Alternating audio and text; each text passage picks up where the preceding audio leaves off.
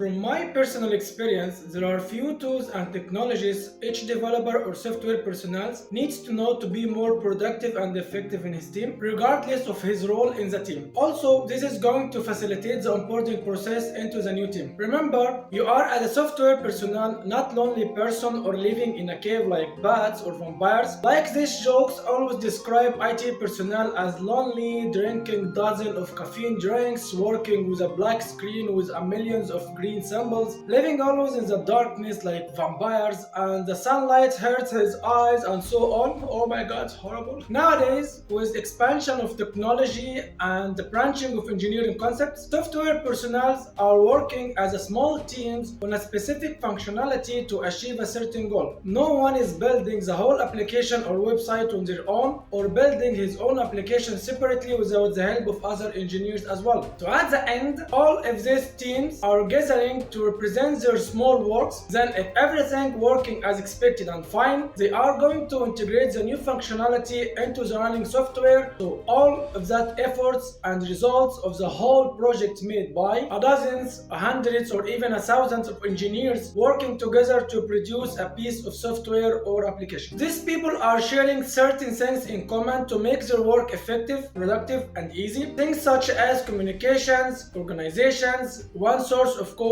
etc. As a beginner or even as a software engineer, there are some required things to know to make your work easy in IT sector. I will list them in this video, but later on I will do more videos to describe each of them in more details. So starting with the most important thing, which is communication tools and skills. Your personal communication skills, we call it soft skills. Without it, it will be extremely difficult to work in a team, because what is the benefits of you if you cannot communicate with other members of the team and you are unable to understand their situations and conditions, and also you cannot describe yours. We use communications tools such as Teams, Skype, Zoom, etc., or depends on the team choice. Meeting plan software, some methodology for managing the process of software development life cycle, SDLC in shortcut, such as Agile. Second is code collaboration strategies such as Git. Third is a code formatting and analyzing tool strategies such as clean code concepts understanding, using a unified formatting and code analyzing tool across the project, so regardless who is writing the code, everyone in the team will have the same code quality, format and style. Also, it will be easier for the newcomers to understand the project faster. We have also task management tools such as Jira board. So the product manager, scrum master, product owner who is responsible of assigning tasks to members of the team will be able to assign tasks for each individual in the team, so the team could collaborate the team tasks between them. So stay tuned, I will do my best to share with you the basic concepts of what I have listed above. So once you land in IT sphere, you will have an overview of what others expecting from you, or even if you are currently working in IT sectors, you can watch them. Thank you for watching, stay tuned for the upcoming videos, peace be upon you.